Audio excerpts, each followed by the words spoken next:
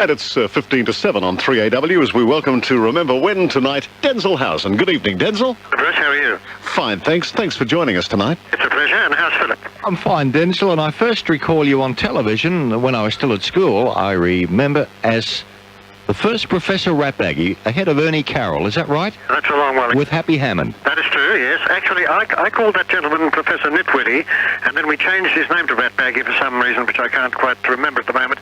And from time to time, Ernie and I both used to play the character, especially when we wanted to fool poor old Happy. Who did you base the character on? Because I presume that the Sarvakanakis in wardrobe provided the gear you wore. Yes, he did, but I don't think it bore any relationship to him. I can't really think of anybody we based it on, and unless it was some perhaps political figure at the time. Political figures these days look much the same, some of them to me. I don't know who it was, really. Denzil, could you just give a roll call, if you would, just for memory's sake, about the people you were working with on the Tarek show in those early days, and the other people around Channel 9?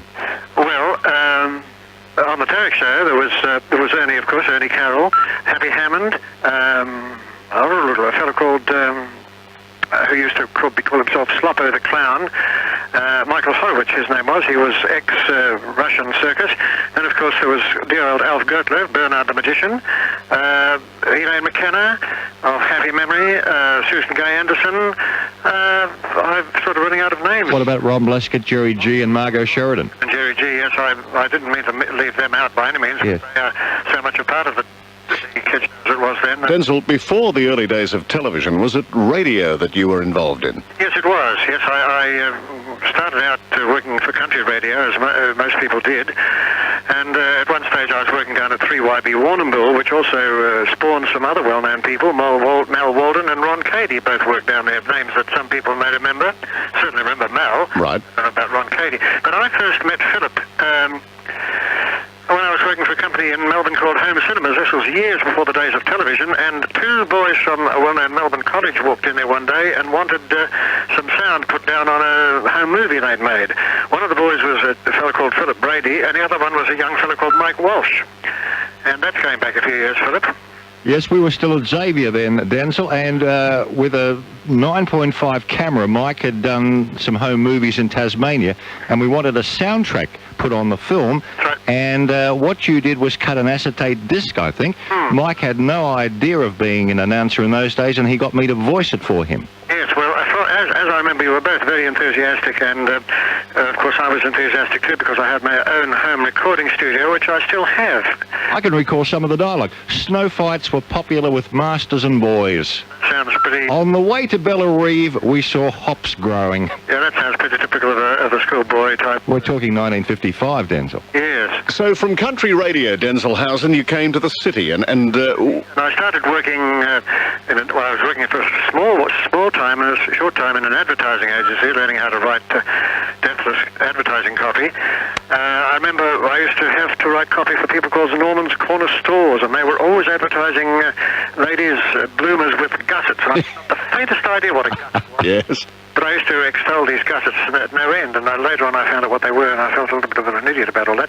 But yes, I then went back to the Argus organisation, who of course owned 3YB in those days. The Argus was a newspaper of happy memory, and I was an Argus newsreader for about 4 or 5 years at least. Yes, you and Gordon Bell, I remember, on 3KZ in the 1950s. Yes, and we also used to go to 3UZ, and we had 3 country stations hanging on to every word we said. So where was that news actually read from, Denzil? It was read from a small office in the top, the southwest corner of the 4th floor of the Argus building. In Elizabeth Street. In Elizabeth Street, that's right. And that was relayed, or various stations took that service? Took it by landline to 3YB Warrnambool, 3SR Shepparton and 3 Warrigal, and 3KZ and 3UZ also took it. 3UZ was actually the originating station, but it really came from a little room of the Argus office, and it wasn't terribly soundproof, and the door was never locked, so we used to get reporters from down on the 2nd floor rushing up with what they hoped were deathless news flashes.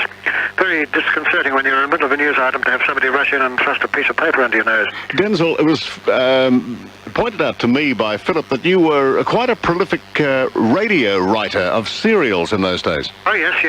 Everyone had a bit of a turn at that. I think I wrote a thing called Hitler's Story. I knew absolutely nothing about Hitler, but that didn't stop me. I also wrote a thing called Speed Car. Again, I know nothing about racing cars, but again, I tackled the the job with full confidence.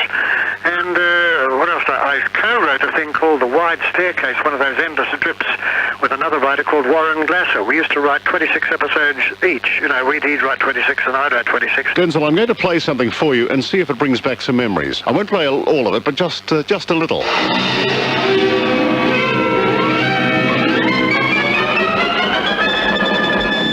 What would you have done? My name is Paul Sinclair.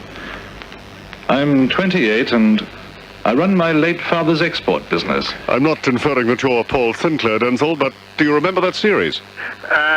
What would you have done? That was Roland Strong, of course, introducing it. Was obviously... They were little 5-minute vignettes with 2 solutions. There were 2 cuts. That's right. Yes, I did write some of those things. Yes. The title had slipped my memory for a moment, but I did write some of those things that had 2 solutions. Well, we're playing them on Remember When. There are a limited number of them around, but it was quite unique to have 2 different versions, and the announcer would ask, what would you have done? Listeners would write in with the solution, and of course they would play perhaps the solution where only 1 or 2 had written in and get the prize. That's right, yes. Yes, I remember it was quite a unique, I can't say that really, can I? I want to be grammatically correct. It was a unique sort of idea, I think, and the difficulty was you had 3 minutes to establish a plot. Yes. The difficulty was to establish a plot in 3 minutes that had two obvious endings. Our special guest on Remember When in this hour is Denzil Howson, and before we talk about the Olympic Games and the early days of Channel 9, I presume you were appearing as a radio actor in productions for Crawford's and Transer at the time, Denzil, were you, as well as writing? Yes, that's right, I was. Yes, I worked in quite a few Crawford shows and some shows that AWA did, and also... Who were some of the people that you'd front up to the microphone with? Buddy Tingwell, Carl Bleasby, Keith Eden, the lovely Beverly Dunn, Mary Disney, names that probably don't mean anything to anybody these days. Who else can I think of? Mine's going a blank. Well, that's not a bad roll call. Doug Kelly. Yes. People of that ilk. Patricia Kennedy, I suppose. Patricia Kennedy, yes, that's right. With the Barcelona Olympics just around the corner, describe the heady days at Channel 9 before it officially went on air. What role were you playing during the Olympic Games, Denzil? Well, I was a sort of second-string director. We had Norm Spencer was the main director directing the telecast from the top floor of what was then the newsstand at the MCG, but I was in command of a small Volkswagen, which was too small to contain all the equipment, so we used to go to places like the swimming pool, which is now the entertainment centre or something, and we'd set the Volkswagen up and set one lot of equipment outside the Volkswagen, hoping it didn't rain, and I would direct swimming events and things like that from the van. If I can just take a moment of your time to recollect something rather strange that happened during one of those swimming OBs, Ron Davis, who is still working at Channel 9, I think, was a cameraman down in the hidden tunnel runs between what used to be the 2 pools at the old Olympic pool there, and it was supposed to get underwater shots, and I was desperately trying to call up Ron to tell him to get to certain shots, and he wouldn't answer me.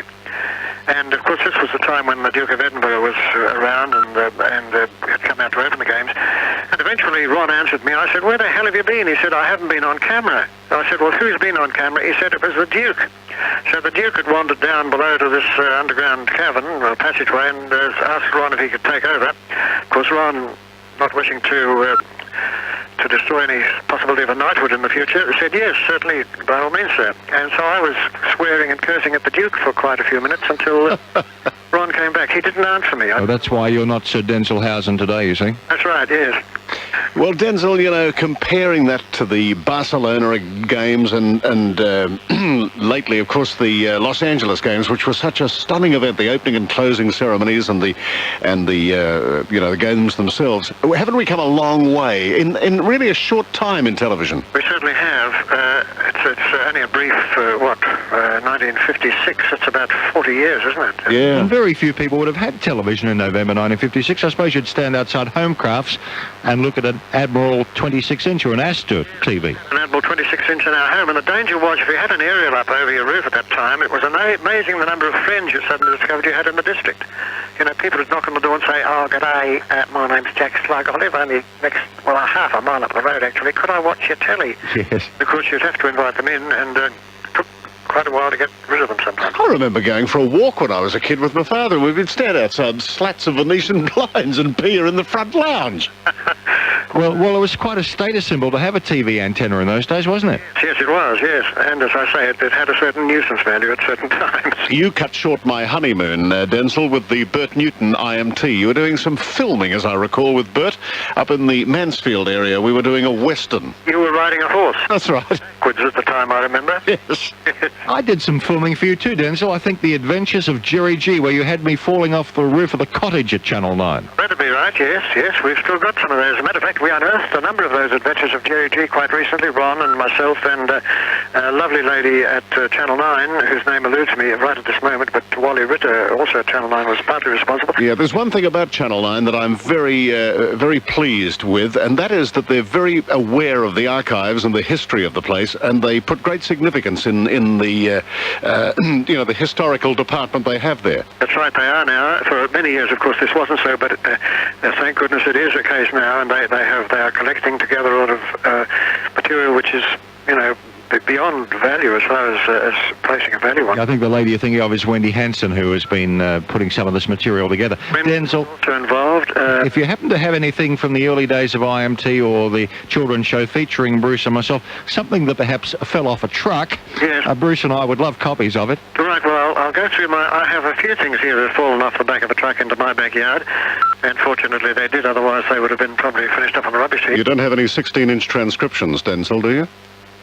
Yes, I have, but not of Channel 9's. No, I'd love to dub them one day for a friend. Old radio serials. Yeah, sure. I've got a few of those things. All right, Denzil, it's been lovely speaking to you. It's been good talking to you two fellas. What are you doing in the 1990s, Denzil?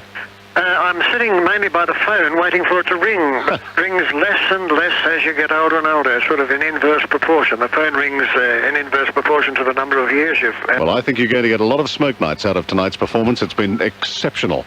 Could Professor Nitwitty just say goodnight to the Remember When listeners, Denzil? Good night, girls and boys, and always girls and boys who have grown up. Oh, let's say good. Yes, now in character, if you would, Den.